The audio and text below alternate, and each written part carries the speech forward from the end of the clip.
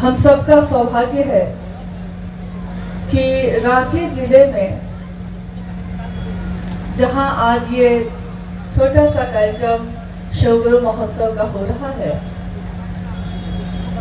इसमें रांची के आसपास के ग्रामीण क्षेत्रों के गुरु भाई गुरु बहनों की उपस्थिति सबसे ज्यादा है। और मुझको आज बैठे हुए वो दिन याद आया जब हमारे वर्ण गुरु भ्राता यानी साहब श्री हरिनानंद जी झारखंड में पदस्थापित हुए थे। प्रशासन में एक बड़े पद पे रहते हुए जब बिहार से झारखंड अलग हुआ, उसका गठन हुआ, तो उस गठन के बाद 2000 में वो रांची आ गए। और उससे पूर्व में झारखंड में ही एक जिला है पलामू। जैसे रांची से इसी सड़क से जब हम लोग आगे बढ़ते हैं, ये सड़क जो सामने है वो सीधे वहीं जाती है, यानी लातेहार, और लातेहार के बाद पलामू। पलामू में दीदी नीलम आनंद जी का मायका है। साहब का लौकिक जीवन में ससुराल है, यानी इस झारखंड से उनका नाता बहुत पुराना है। और पहले तो ये सारा क्षेत्र सब कुछ बिहारी था, आज गठन हुआ। रांची में जब वो 2000 में आए, उस समय छोटा करो, रांची में कोई बात छोटा करो, रांची में कहीं भी शिव गुरु की चर्चा नहीं होती थी, यानी शिव के गुरु स्वरूप की बात नहीं होती थी। शुरू ही नहीं हुई थी, कोई आया ही नहीं था तब तक कहते हैं ना कि इस गांव में कोई आया ही नहीं, ऐसा कोई आएगा इस गांव में मेरे सोए भाग्य जगाएगा, ऐसा हुआ नहीं। लेकिन शिव की पूजा तो हो रही थी, हजारों वर्षों से हो रही है, होती ही चली जा रही है। घर घर में शिव की पूजा, मंदिरों में उनकी स्थापना, पूरा भारत का वर्ष, पूरा भारतवर्ष इससे आलोकित है शिव की पूजा से। शिव के विभिन्न स्वरूप हैं। शिव के विभिन्न स्वरूप का अर्थ ये हुआ कि शिव का अपना स्वरूप जो है वो बहुत सारे नामों से जाना जाता है। और रूप कहते हैं जो जगत है, जगत का कण कण है, वो शिव का रूप है। स्वरूप यानी विभिन्न नाम, जैसे हम कहते हैं महाकाल है वो, महामृत्युंजय है वो, महायोगेश्वर है वो, उमा के पति है, निहंगी शमशानी है, कालों के भी काल है, अवघड़दानी, भोला, बाबा, अनेक नामों से दुनिया के लोगों ने शिव को पुकारा है। और महादेव को सब जानते हैं। इसी पे मुझको याद आया आज बैठे बैठे इस मैदान में कि कभी जब रांची में शिवगुरु कार्य शुरू हुआ था, तो तुरंत गठन होने के कारण और प्रशासनिक पद पे, बड़े पद पे थे वो, तो साहब को समय नहीं मिल पा रहा था। पटना से वो रांची आए थे। पटना में और बिहार के विभिन्न जिलों में शिव गुरु कार्य शुरू हो चुका था, शिव चर्चा का प्रचलन बढ़ गया था। लेकिन रांची में जब वो आए तो अचानक से उनको लगा कि यहाँ तो कोई महादेव की बात से जुड़ा ही नहीं है, किसी ने शिव को गुरु माना ही नहीं है। तो वही शिव के शिष्य जो वहां हजारों की भीड़ में थे, तो यहाँ रांची में आके उनको लगा कि यहाँ तो कोई जुड़ा ही नहीं है। सुबह जो कार्यालय जाते वो, तो लौटते रात हो जाती, 10-11 बज जाता। नतीजा ये हुआ कि वो किसी से महादेव की बात कर ही नहीं पा रहे थे। कुछ महीने, कुछ समय बीत गया। उनको लगा कि सारा काम तो मेरा हो रहा है, लेकिन मेरे गुरु शिव की बात नहीं हो रही है। एचईसी एक इलाका है यहाँ का, वहीं पे वो रहते थे उस समय। एक दिन अपने कार्यालय से लौटते हुए अपने घर की तरफ साहब खुद गाड़ी चला रहे हैं और मन में सोच रहे हैं, सारी चीज तो अच्छी है, बस मेरे शिव की बात नहीं होती, किससे करूं, कब करूं। उस दिन उन कार्यालय से थोड़ा पहले निकल गए। चौराहे पे एक व्यक्ति बैठा हुआ जूते की सिलाई कर रहा है, क्योंकि हम लोग जब महादेव की बात करने निकलते हैं तो हम लोग पात्र खोजते हैं, हम लोग सोचते हैं वैसा आदमी मिलेगा तब ना उससे महादेव की बात करेंगे। लेकिन अगर आपके मन में ये मनसा हो तो ये पूरा जगत तो जीव से ही भरा है, इंसानों से ही भरा है, हर जगह आपको कोई ना कोई मिल जाता है। साहब ने अपनी गाड़ी रोकी और कुछ बातचीत शुरू की उस व्यक्ति से, फिर उनको घर बुलाया, माँ नीलमानंद जी ने बैठाया और उनसे कहा कि आप जो ये काम कर रहे हैं, क्या आप शिव की पूजा करते हैं? उन्होंने कहा कि हाँ करता हूं। एक बहुत बड़े पदाधिकारी के घर में जीवन में, लौकिक जीवन के एकदम अति सामान्य आदमी को जब बुलाया जाता है तो वो घबरा जाता है, उसको लगता है कि मैं इनके घर के अंदर कैसे जाऊं, और उस पर जब कहा जाता है कि सामने कुर्सी पे बैठिए तो वो और घबरा गया, कुर्सी पे कैसे बैठूं। लेकिन माँ नीलमानंद जी ने अपनी ममता से उसको कहा कि नहीं बैठिए। साहब ने कहा जब शिव की पूजा करते हो उनको गुरु बना सकते हो? उस व्यक्ति ने कहा कि हाँ बना सकता हूं। साहब ने कहा 3 सूत्र करना, कुछ भी नहीं समझ में आए तो ये 3 सूत्र करना बस, और कुछ करने की जरूरत नहीं है। और अगर आपके आसपास में कोई रहता हो तो कृपया उसको भी लेते आइएगा।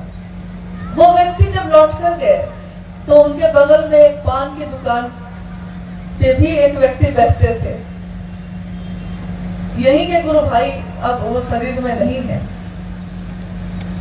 तो उन्होंने कहा कि मैं मंगल जी को लेके आऊंगा, वो भी आए कल होके। उन्होंने भी शिव को गुरु बनाया और धीरे धीरे उनका परिवार या उसके आसपास के लोग जुड़ते ही चले गए। साहब कहते हैं अकेला ही चला था मैं, लेकिन लोग मिलते गए और कारवां बनता गया।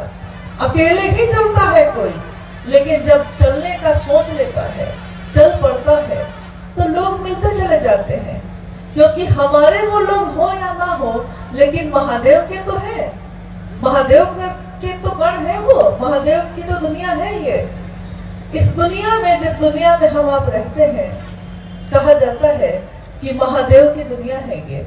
महादेव ने इच्छा की और सृष्टि सृष्ट हुई।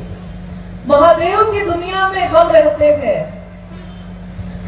ये सृष्टि जो बनी है, जिस धरती पे हम आप बैठे हैं, ये आकाश जो दिख रहा है, ये हवा जो चल रही है, ये प्यास जो मेरी आपकी बुझती है, अग्नि जलाते हैं तो पेट की भूख खत्म कर पाते हैं, ये सारी चीज शिव की ही इच्छा का मूर्त रूप है। उन्होंने इच्छा की और 5 तत्व, 5 महाभूतों से ये बना। आपने सोचा है कि शिव ने जो भी दिया है, महादेव ने जो भी दिया है, उसकी कोई कीमत नहीं ली। कभी उसके बदले में क्या हमने उनको कोई कीमत दी है? लेकिन हम आप जो चीज बनाते हैं उसकी एक कीमत होती है। वो शिव जो बनाता है वो बेशकीमती होता है, उसकी कीमत दुनिया के लोग नहीं लगा पाते। तो हम आप भी जो बने हैं, हमारी आपकी रचना भी उसी शिव की इच्छा का प्रतिफल है। इसीलिए कहते हैं हर व्यक्ति, हर जीव बहुत ही बड़ी कीमत है उसकी, बेशकीमती है वो। उसी कीमत वाली जगह पे, उसी दिल में शिव को अपना बनाने की बात उन्होंने कही। आज गांव-गांव में शिव की चर्चा बढ़ गई है, लेकिन आइए हम बात करते हैं उसके लिए जहां से हमने आपने शुरुआत की है, यानी शिव को गुरु मानने की बात। किसी ने आपसे कहा है कि शिव को गुरु बना लीजिए, आपने कहा है कि भगवान तो है ही वो, पूजा तो करते ही हैं हम, तो उसको गुरु क्यों बनाए? फिर वो व्यक्ति आपको कहता है कि भगवान तो है, वो भगवान के रूप में सब कुछ दे सकते हैं, लेकिन गुरु ज्ञान देते हैं और सामान ले भी लिया है, ज्ञान नहीं है चलाने का, तो उसका कोई फायदा नहीं होता। जितना ही हमारा मन समझता है उतना ही समझकर हम शिव को अपना बना लेते हैं और कहते हैं कि बना तो लिया है, करना क्या होगा? तो सामने वाला कहता है कि 3 सूत्र करिएगा। हम सोचने लगते हैं ये 3 सूत्र क्या है? तो पहला बोलता है कि मन ही मन अपने गुरु शिव से दया की याचना करिएगा। मन ही मन कहिएगा कि हे शिव, आप मेरे गुरु हैं, मैं आपका शिष्य हूं, मुझ शिष्य पर दया कर दीजिए। हम जब ये सोचते हैं कि मन ही मन कहेंगे तो शिव सुन लेंगे, तो वो कहता है कि हाँ सुन लेंगे, क्योंकि मन की गति सबसे तेज होती है। यहां से हम जोर से आवाज दे आपको, मेरी आवाज ज्यादा से ज्यादा कहां तक जाएगी? अगर ये माइक नहीं हो और हम बोलना चाहें, कितनी दूर तक मेरी आवाज जा सकती है? बहुत से बहुत जो सामने वृक्ष है, पेड़ है, वहां तक जाएगी, उसके आगे नहीं जा सकेगी। माइक से भी बोलते हैं तो 1 किलोमीटर 2 किलोमीटर तक आवाज जाएगी, उससे ज्यादा नहीं जा पाएगी। लेकिन मन से आपने अगर पुकारा है किसी को, तो मीलों दूर बैठा है बेटा, हम भेज देते हैं ना बच्चों को दिल्ली पढ़ने, बंबई पढ़ने, और माँ सोई है गांव के घर में, और आधी रात के समय में वो माँ घबरा कर उठकर बैठ जाती है और कहती है मेरा मन बेचैन हो रहा है। बउआ को लगता है कुछ हुआ है। घर के लोग खड़े जग जाते हैं, जुट जाते हैं और कहते हैं अरे वो अच्छे से होगा, क्यों घबरा रही है? और माँ कहती है कि नहीं, कुछ तो हुआ है, बहुत बेचैनी हो रही है। अंत में थक के लोग फोन लगाते हैं, और जब फोन लगाते हैं तो पता चलता है कि सही में बउआ बहुत बीमार है। लोग आश्चर्य में रह जाते हैं, कहते हैं कि माँ इतने मीलों दूर अपने गांव में घर में सोई थी, इसको कैसे पता चला कि बउआ बीमार है? ये कैसे पता चला? या हम कहते हैं कि लगता है कुछ गलत होने वाला है, या कहते हैं कि लगता है कुछ अच्छा होने वाला है। आपका मन इस बात का आभास कर लेता है। कैसे? क्योंकि मन की गति इतनी तीव्र है कि हम आप सोचते हैं, अभी अभी मैंने सोचा है, और सोचने में इतनी ताकत है कि सोचा है और जहां जाने का सोचा है वहां मेरा मन पहुंच चुका है, मन पहुंच गया। मन का जुड़ाव जिससे होगा उसका प्रभाव मेरे आपके ऊपर पड़ता है। जैसे बउआ वहां बीमार हुआ और मन को मेरे यहाँ पता चला, क्योंकि उस माँ के मन का तार जुड़ा है अपने बेटे से। और ऐसे कितने रिश्ते होते हैं हमारे जीवन में। हमारा मन अगर उसको अपना समझ लेता है तो वो दूर कितना भी हो शरीर से, लेकिन मेरा मन आभास पा लेता है कि कुछ तो हुआ है। उसी मन में शिव को जब याद करते हैं और कहते हैं हे शिव आप मेरे गुरु हैं, मेरा मन ये कहता है, पुकारता है शिव को। शिव कौन शिव? जिनकी मात्र इच्छा में इतनी ताकत है कि वो सोचते हैं और ऐसी ऐसी कितनी दुनिया बनती है, रहती है और टूट जाती है। लेकिन वो परम सत्ता, वो ज्ञान के निधि अगम, वो अक्षय स्रोत, वहीं से सारी चीजें निकली हैं, वहीं से निश्चित हुई हैं। उस महादेव को भी अगर मेरे आपके जैसा सामान्य से अति सामान्य आदमी भी मन से पुकारता है तो वो भोला, वो शिव सुनते हैं। अगर वो भोला नहीं सुनते तो शिव के इतने मंदिर न होते। अगर वो महादेव नहीं सुनते तो ये उपासना, साधना, मंत्रों का जप, जल चढ़ाना, दूध चढ़ाना नहीं होता। हम मांगते हैं और वो शिव देता है। बिना सुने देता कैसे है? तो जब सुनता है वो ईश्वर के रूप में, वही शिव जगत का गुरु भी है। ये एक स्वरूप है, शिव का, वही शिव जगत का गुरु है। और वो जगत के गुरु के रूप में बैठ के जब हम बोलते हैं कि आप मुझको शिष्य बनाइए और मुझ शिष्य पर दया कर दीजिए, क्योंकि हमको शुरुआत की बात समझनी होगी। कोई काम किसी ने कह दिया और हम करने लगते हैं बिना ये जाने कि इस काम का परिणाम क्या है, इस काम को करने से मिलेगा क्या। सिर्फ ऊपर ऊपर अगर कोई बात रह जाती है तो वो दिल तक नहीं जा पाती। तो इसीलिए हम लोग आज बात ही शुरू कर रहे हैं तीनों सूत्र के बारे में कि पहले सूत्र में दया की बात हम क्यों करते हैं। क्योंकि दुनिया में तो लोग कहते हैं कि कृपा चाहिए हमको। फिर साहब विवेकानंद जी ने ये क्यों कहा कि दया मांगिए।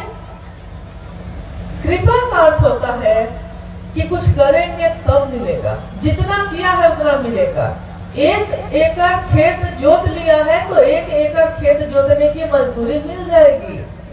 लेकिन दया का मतलब होता है कि कुछ भी नहीं किया है, कुछ भी नहीं आता है, कुछ नहीं जानते हैं, तब भी महादेव मुझको अपना बना लीजिए।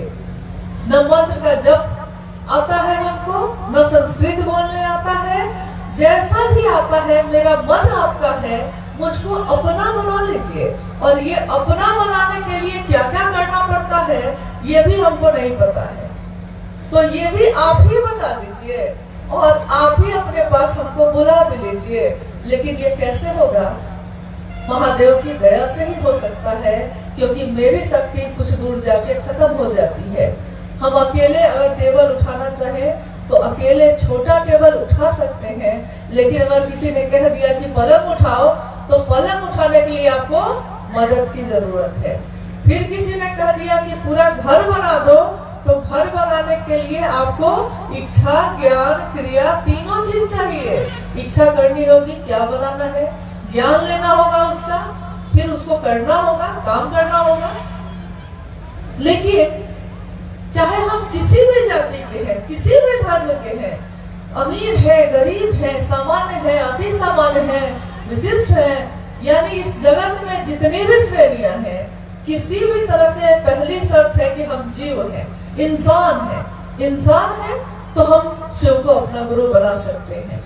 और शिव को गुरु बनाने में कोई वर्जना, कोई नियम, कोई कानून नहीं है। किसी भी शरीरधारी गुरु को आप जब जाइएगा गुरु बनाने तो कोई ना कोई नियम, कोई ना कोई वर्जना, कोई ना कोई शर्त लगती ही लगती है, चाहे वो गुरु हो या सदगुरु हो। लेकिन जब जगत गुरु शिव को पुकारता है ये विश्व, इस दुनिया के रहने वाले लोग, तो जगत गुरु शिव सबके लिए अपने हैं, इनकार नहीं कर सकते। वो ये नहीं कह सकते कि तुम ये छोड़ के आओगे तब मेरे पास आ सकते हो, तुम ऐसा बन के आओगे, वैसा बन के आओगे। जगत का गुरु शिव नहीं कह सकता, उनके लिए सारे लोग समान हैं। तो पहला सूत्र ये कहता है कि मन ही मन उस शिव से दया मांगे। हम अपने गुरु शिव से दया मांगिए। अभी ये भजन हम लोग सुन रहे थे अभी तुरंत, वो दया के सागर है, दया का महासमुद्र है। गुरु के रूप में वो दया करेंगे ही करेंगे अगर आप दया मांगते हैं। पंक्तियां तो बहुत सारी थी जो हम सुन रहे थे, समझ कितना रहे थे ये मुझको नहीं मालूम, क्योंकि गाने में तो ये भी गा रहे थे हम लोग कि शिव के चरणों में गिर जाए मर जाए हम, इस तरह हमारी मिट्टी ठिकाने लगे। शिव के चरणों में कल्पना कितनी अद्भुत है, कितने ऊंचे स्तर की है कि उस शिव के चरणों में ही गिर के मर जाए हम, मेरी मिट्टी इस तरह ठिकाने लगे। क्योंकि जगत में मरते हैं, जगत में कोई दफनाएगा, कोई जलाएगा, कोई छोड़ देगा, कुछ ठिकाना नहीं है। कोरोना आया था तो अपनों ने शरीर को छूने से भी इनकार कर दिया था, अपने ही तो थे वो। उस समय किसका भरोसा था? उस समय कौन था जिसने हमको आपको थामा था? जब सारे सहारे छूट जाते हैं तो मात्र शिव का सहारा बचता है। तो उनसे दया मांगे। और जब हम किसी को अपना बनाते हैं तो हम उसकी बात भी करते हैं। कोई भी हम अपनी बात जो करते हैं जगत में रह के, आपने देखा होगा कि अपने जीवन में सुबह से रात तक जिस बारे में हम बात करते हैं, जो मेरा अपना है, जो अनजाना है, जो पराया है, उसके जीवन में क्या होता है, उससे हमको क्या मतलब। कोई बच्चा भूखा है, कपड़ा नहीं है उसके पास, उससे हम कहाँ उससे मतलब है। ठंड का मौसम आया है, मेरे बच्चे को कपड़ा है कि नहीं इसकी चिंता है, मेरे घर में खाना है कि नहीं इसकी चिंता है। मेरा घर, मेरा परिवार, मेरे लोग, यहाँ तक कि चप्पल तक खरीदा है दुकान से, दुकान में जब तक वो चप्पल थी कोई परवाह नहीं थी, 50 रुपए में वो चप्पल खरीद ली है, इतनी परवाह है कि कहीं भी खोज लेते हैं। मेरा, जिस भी चीज में ये मेरा लगा है वही हमारा अपना हो जाता है। तो जिस दिन हमारा मन बार बार ये पुकारता है, बार बार पुकारता है, हे शिव आप मेरे गुरु हैं, मैं आपका शिष्य हूँ, मेरा मन ऐसा है कि जगत में रहता है, लेकिन पुकारते पुकारते पुकारते पुकारते एक दिन उस पत्थर जैसे मन पे भी शिव का निशान हो जाता है। जैसे कुएं से जब जल निकालते हैं, कुएं से जब पानी निकालते हैं, तो रस्सी मामूली सी है, मामूली सी रस्सी उस पत्थर पे बार बार आती है, बार बार जाती है, रसरी आवत जात है, शिल पर परत निशान, पत्थर पे भी निशान पड़ जाता है। हमारा आपका मन पत्थर तो नहीं है, थोड़ा तो कोमल है उससे, उसपे शिव की आवृत्ति बार बार हो, शिव को पुकारने का भाव बार बार हो, तो उसपे तो ऐसा निशान पड़ेगा फिर शिव के सिवा कोई याद आएगा ही नहीं। यानी आपके मुंह से कोई बात निकलेगी तो कहीं भी मौका मिलेगा, आप हम हो, शिव की चर्चा तो हम करेंगे ही करेंगे। यानी दूसरा सूत्र जिसमें कहा गया कि शिव की चर्चा करिएगा, लेकिन किस लिए करिएगा, क्यों ये बात करिएगा, ताकि मेरा भी मन समझ सके, आपका भी मन समझ सके कि शिव मेरे हैं। शिव की चर्चा का प्रचलन पूर्व में हजारों वर्षों में कभी भी नहीं रहा है। चाहे आप अपने पूर्वजों से पूछे होंगे या आज जितने भी ज्ञानी हैं किसी से पूछ लीजिए, शिव की कथा का प्रचलन है, कहानियां, शास्त्र में लिखी हुई बातें, इसका प्रचलन है। लेकिन ऐसे लोगों के द्वारा जिनको कुछ भी नहीं आता है, जिनके पास लौकिक कोई ज्ञान नहीं, कभी शास्त्र नहीं पढ़ा है, कभी किताबों को देखा ही नहीं है, अक्षर भी नहीं पहचानते हैं, उनके दिल पे भी शिव के नाम का अक्षर ऐसा अंकित हुआ है कि उनको जरूरत ही नहीं पड़ रही है। क्योंकि जब शिव से सीधे मन आपका जुड़ सकता है तो इसकी भी जरूरत खत्म हो गई।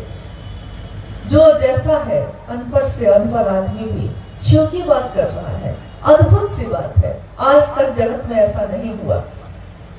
तो दूसरा सूत्र जिसमें हम शिव की चर्चा करते हैं, स्वयं भी शिव जैसे बने और दूसरों को भी प्रेरित करें, इसके लिए करते हैं।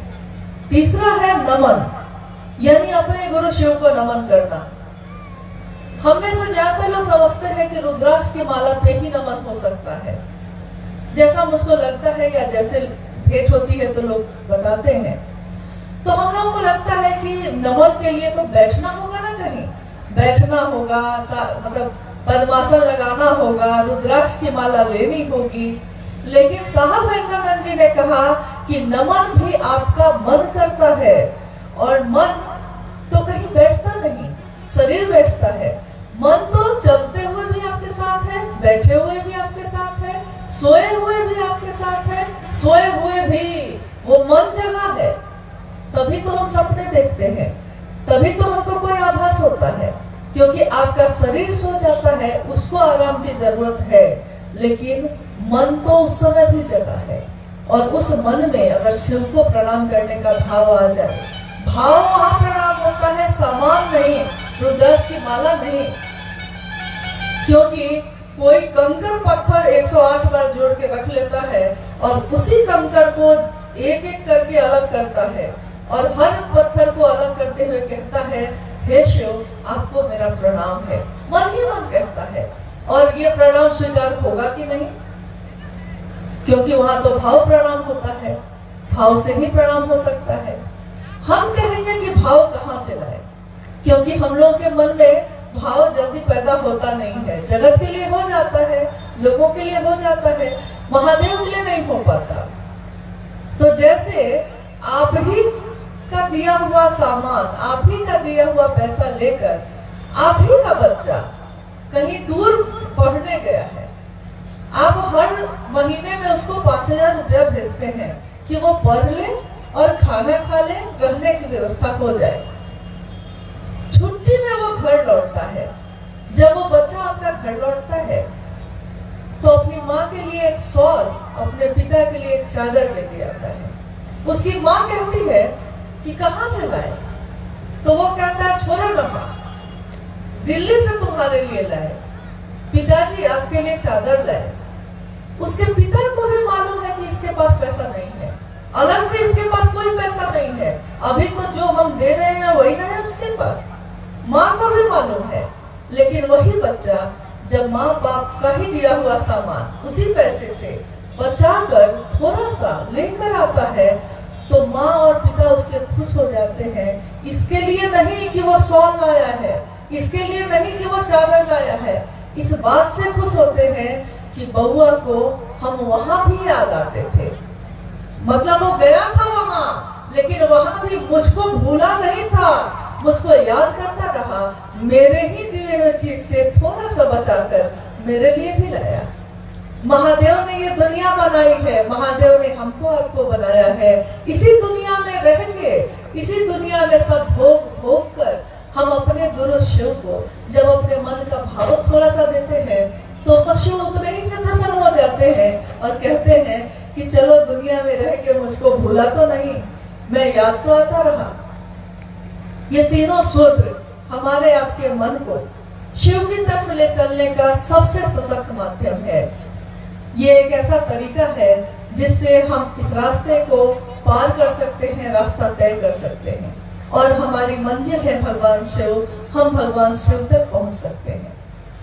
आज का ये मौसम जिसमें धूप इतनी कड़ी है और हम आप यहाँ बैठे हैं, मौसम है दिसंबर का, मतलब दिसंबर के महीने में काफी ठंड होती है, लेकिन कभी यहाँ गर्मी होती है, कभी बारिश होती है, कभी ठंड होती है। लाख मौसम बदलते हैं, क्या आप अपनों के लिए बदलते हैं? मौसम तो बदल जाते हैं, समय तो गुजरता चला जाता है, लेकिन जिसको भी अपना मान लेते हैं, एक बार मान लिया है तो फिर जीवन भर उसको अपना मानते हैं। मौसम बदलता है, काल बदलता है, सदियां गुजरती हैं, लेकिन ये दुनिया शिव को नहीं भूलती। जब वही गुरु के रूप में हमको आपको ज्ञान दे सकता है तो क्यों नहीं हम सबसे सुंदर चीज को चुने। सबसे जो ऊपर बैठा है, सब कुछ त्याग के बैठा है, वो क्या वो करेगा लेकर चढ़ावा। मेरा आपका चढ़ावा जो हम लेकर जाते हैं वो क्या करेगा वो लेकर, वो तो खुद ही सब कुछ त्याग कर बैठा है। लेकिन हमारे आपके मन का भाव, हमारे आपके मन का थोड़ा सा भाव अगर वो हम चढ़ा सके तो शिव वही ग्रहण करते हैं, क्योंकि वो भाव सत्ता है, भाव से ही उनसे जुड़ा जा सकता है। आज तक दुनिया में प्रचलन रहा है पूजा का, और पूजा में सबसे पहले कहा जाता है कि श्रद्धा होनी चाहिए, समर्पण होना चाहिए, विश्वास होना चाहिए। हम कहते हैं ना, हमारे घरों में जब पूजा होती है तो हम बच्चों को कहते हैं कि अरे हाथ जोड़ के बैठो, श्रद्धा रखो, आंख बंद करो, झुको थोड़ा महादेव के पास। यानी पूजा मतलब जिसमें श्रद्धा होनी चाहिए, लेकिन हर व्यक्ति में ये श्रद्धा नहीं हो पाती। तो साहब ने कहा कि अगर श्रद्धा नहीं होती है तब भी, विश्वास नहीं है तब भी, हम कहते हैं कि हमको नहीं विश्वास है इस पे, तब भी संशय है, शंका ही शंका है कि यहाँ भी कुछ मिलेगा कि नहीं मिलेगा, तब भी अगर आप सिर्फ मन से खड़े हो जाते हैं तो शिव की दया आपके हमारे मन में फैले अंधेरे को ऐसा दूर करती है कि हमारा मन शिव की तरफ चलने लगता है। अभी आपने जब सुना शिव की शिष्यता की पृष्ठभूमि, उसमें आपने सुना एक दिन साहब के जीवन में भी ऐसा ही हुआ था।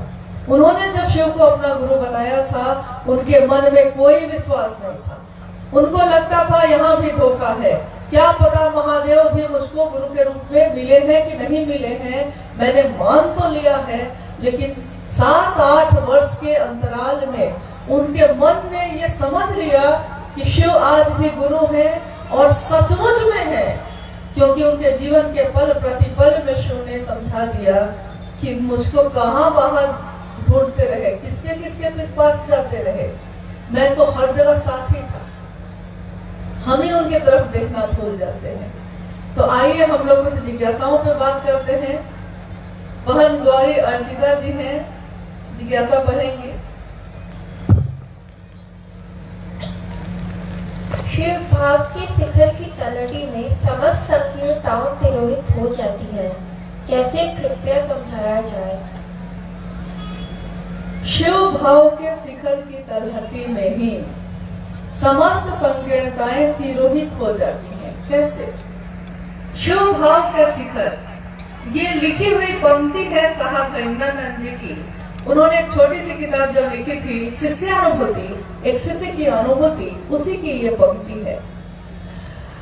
रांची जो जिला है उसके आसपास काफी पहाड़ है, आपने जरूर देखा होगा। और रांची क्या, उसके आसपास के सारे जिले, लोहरदगा, गुमला, कहीं चले जाइए, हर जगह पहाड़, पेड़, झरने, नदी खूब मिलते हैं। पहाड़ को जब आप सामने से देखिए तो दूर से देखिए, आपको लगेगा कि इधर से भी चढ़ा जा सकता है, उधर से भी चढ़ा जा सकता है, क्यों नहीं सामने से ही चढ़ जाते हैं। तो हम अपनी यात्रा शुरू कर देते हैं, लेकिन कोई किधर से भी चढ़ता है, वो पहुंचता कहाँ है। शिखर पे सबसे ऊपर में जो हम कहते हैं पहाड़ की चोटी है, शिखर है।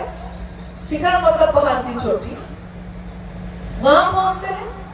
साहब कहते हैं कि शिव भाव के शिखर, यानी शिव का जो भाव है जिसके लिए हम शिष्य भाव दे रहे हैं, शिव भाव का शिखर उस पहाड़ के शिखर पे पहुंचे नहीं है, अभी पहाड़ में भी नहीं चढ़े हैं, उससे पहले ही उसकी तलहटी में ही, उसके नीचे ही समस्त संकीर्णताएं तिरोहित हो जाती हैं।